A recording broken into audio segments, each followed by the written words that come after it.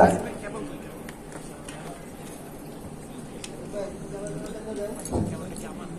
ইন্নাল হামদুলিল্লাহ ওয়াসসালাতু ওয়াসসালামু আলা রাসূলিল্লাহ ওয়া আলা আলিহি ওয়া আসহাবিহি ওয়া বারাকা ওয়া সাল্লিম তাসলিমান কাসীরান। আউযু বিল্লাহি মিনাশ শাইতানির রাজীম। বিসমিল্লাহির রাহমানির রাহিম। وأعدوا لهم ما استطعتم من قوة ومن رباط الخيل ترهبون به عدو الله وعدوكم وآخرين من دونهم لا تعلمونهم الله يعلمهم وما تنفقوا من شيء في سبيل الله يوفى إليكم وأنتم لا تظلمون। বৈষম্য বিরোধী ছাত্র আন্দোলনে আহত এবং শহীদ হওয়া পরিবারকে সহযোগিতা করা এবং ডাক্তার সমাজের আজকের এই আয়োজনে আগত সম্মানিত প্রধান অতিথি বাংলাদেশ জামায়াত ইসলামের সম্মানিত নায়েবে আমির ডাক্তার সৈয়দ আব্দুল্লাহ মোহাম্মদ আবু তাহের ভাই এবং ঢাকা মহানগরী দক্ষিণের বিভিন্ন পর্যায়ের দায়িত্বশীল বৃন্দ, সবার প্রতি আমার আন্তরিক সালাম। আসসালামু আলাইকুম ওয়া রাহমাতুল্লাহ।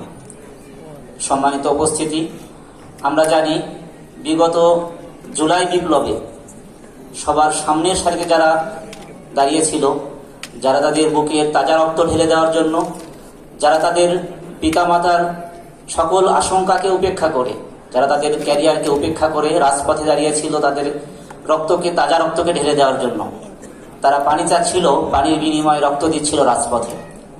সেই ছাত্রদের ভয়াবহতা নিজ চোখে দেখার সুযোগ হয়েছিল ঢাকা মেডিকেল কলেজের ইমার্জেন্সির সামনে ঠিক 19 থেকে 22 তারিখ পর্যন্ত। এই কটা দিন যে সকল ডাক্তারবৃন্দ, যে সকল মেডিকেল শিক্ষার্থীবৃন্দ ঢাকা মেডিকেল কলেজের সামনে ছিল, তারা আসলে বুঝতে পারবে যে এই ইন্টারনেট ব্ল্যাক আউটের সময় সারা দেশে কি রকম দুর্ঘটনা ঘটে গেছে, কিরকম জুলুম, কিরকম নিপীড়ন, কিরকম গণহত্যা চালিয়েছে এই জালিম সরকার। তার সুস্পষ্ট নিদর্শন ছিল ঢাকা মেডিকেল কলেজের ইমার্জেন্সি থেকে শুরু করে সকল মেডিকেল কলেজের ইমার্জেন্সি। কোথাও কোনো সিট ফাঁকা নেই, কোথাও কোনো রক্ত নেই। আমার মনে আছে যে ঢাকা মেডিকেল কলেজের ইমার্জেন্সিতে আমরা ক্রস ম্যাচিং না করে ব্লাডগুলো ট্রান্সফিউজ করা হচ্ছিল এবং 2 জন রোগীকে আমরা এরকম সরাসরি শুধুমাত্র গ্রুপিং করেই ব্লাড ট্রান্সফিউজ করতে বাধ্য হই। তো এই ছাত্র সমাজ, আমার কাছে যেটা মনে হয়েছে যে সর্বপ্রথম শুরু থেকে যখন ছাত্ররা বারবার রক্ত দিচ্ছিল, তখন তাদের পিছনে, তাদের আশপাশে তাদের পিতামাতা, ভাই বোন, আত্মীয় স্বজন থেকে শুরু করে শ্রমিক কল্যাণ সবাই একসঙ্গে ঝাঁপিয়ে পড়েছিল, যার বিনিময়ে আজকে আমরা এরকম মুক্ত বাতাসে চলাফেরা করতে পারছি, মুক্তভাবে কথা বলতে পারছি, আমরা আমাদের অধিকার আদায়ের জন্য রাজপথে নামতে পারছি।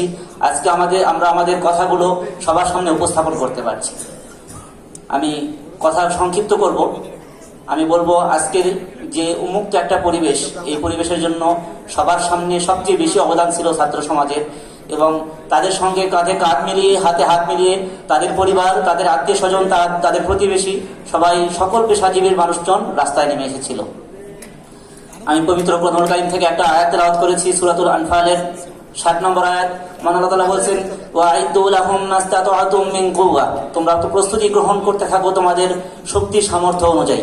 মিন রিবাতিল খাইল, তোমরা তো আমাদের যুদ্ধের সরঞ্জাম, তোমরা তো আমাদের যুদ্ধের ঘোড়াগুলো প্রস্তুত করতে থাকো। তুরহিবুনা বিহি, যার দ্বারা তোমরা তোমাদের শত্রুদেরকে ভয় দেখা প্রদর্শন করবে।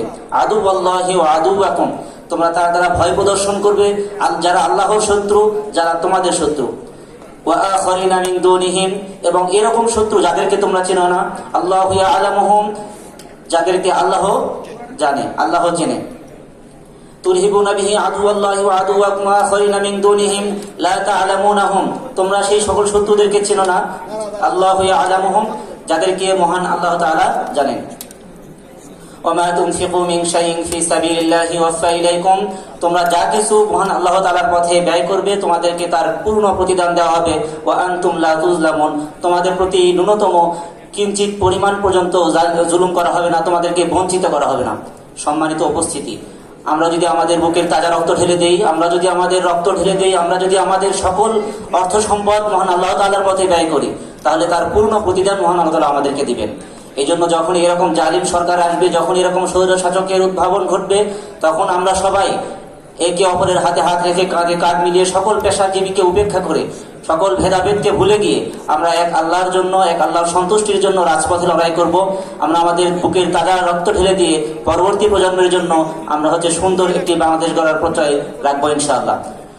আশা করছি আমাদের ছাত্র সমাজের যে অবদান, যে বিপ্লব শুরু হয়েছে, যতদিন পর্যন্ত সাম্যের বাংলাদেশ না গড়বে, কল্যাণকর একটি রাষ্ট্র না গড়ে উঠবে, ততদিন পর্যন্ত আমাদের এই বিপ্লব চিরন্তন বয়ে চলবে ইনশাআল্লাহ। আসসালামু আলাইকুম ওয়া রাহমাতুল্লাহ। ইনকিলাব জিন্দাবাদ। সম্মানিত অতিথি, আমরা দেখতে পাচ্ছি আমাদের মাঝে